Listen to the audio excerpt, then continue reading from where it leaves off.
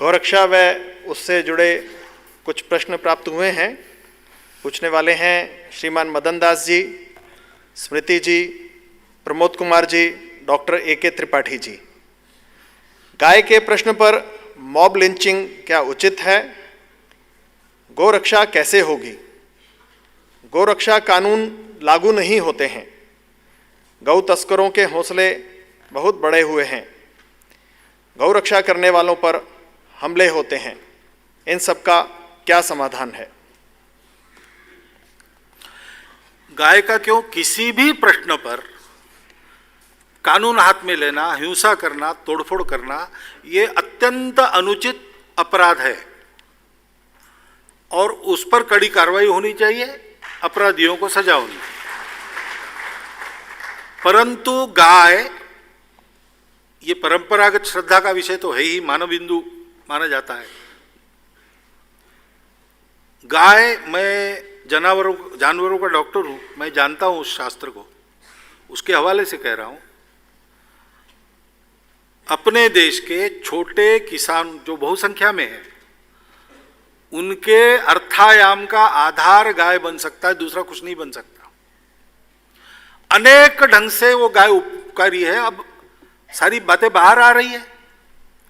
A2 milk की बात होती है, पहले नहीं थी, अब मालूम हो गया विज्ञान को। तो गौरक्षा तो होनी चाहिए, संविधान का भी मार्गदर्शक तत्व है, तो उसका पालन करना चाहिए। लेकिन गौरक्षा केवल कानून से नहीं होती। गौरक्षा करने वाले देश के नागरिक गाय को पहले रखे। वो गाय को रखेंगे नहीं और खुला छोड़ देंगे तो उपद्रव होगा। तो गौरक्षा के बारे में आस्था पर प्रश्न लगता है। इसलिए गौ संवर्धन, इसका विचार होना चाहिए। गाय के जितने सारे उपयोग हैं सामान्य रोजमर्रा के जीवन में, वो कैसे आज लागू किए जाए, कैसे उसका ज्ञान दिया जाए, कैसे तकनीकी का उपयोग करके उसको घर घर तक पहुंचाया जाए, इस पर बहुत लोग काम कर रहे हैं। वो गौरक्षा की बात करते हैं, वो लिंचिंग करने वालों में नहीं है।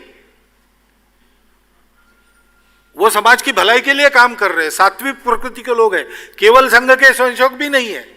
पूरा का पूरा जैन समाज इस पर तुला है, और भी अनेक लोग हैं। अच्छी गौशालाएं चलाने वाले, भक्ति से चलाने वाले मुसलमान भी अपने देश में बहुत जगह है। तो इन सब लोगों को लिंचिंग के साथ कभी जोड़ना नहीं चाहिए।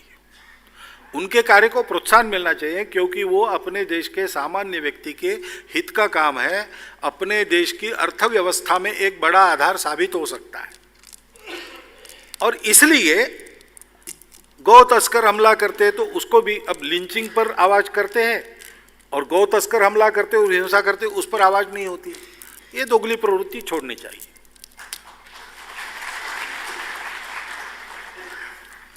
इन सब का समाधान यही है, गाय के बारे में लोगों में जागृति लाना, उसके क्या क्या उपयोग है, हो रही है, बढ़ रही है, और सारी बातें आजकल कागजों में नमूद है, वैज्ञानिकों में शोध हुआ है, उसके डॉक्यूमेंट्स उपलब्ध हैं, और गौरक्षा का काम करने वाले लोग सात्विक प्रवृत्ति से इस एक काम को बढ़ा रहे हैं। वो बढ़ेगा।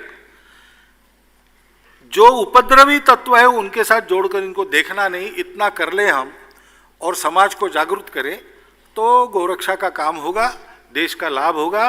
और गाय के सान्निध्य का ये प्रत्यक्ष अनुभव है, हाथों से गौसेवा करने वाले की आपराधिक प्रवृत्ति कम हो जाती है।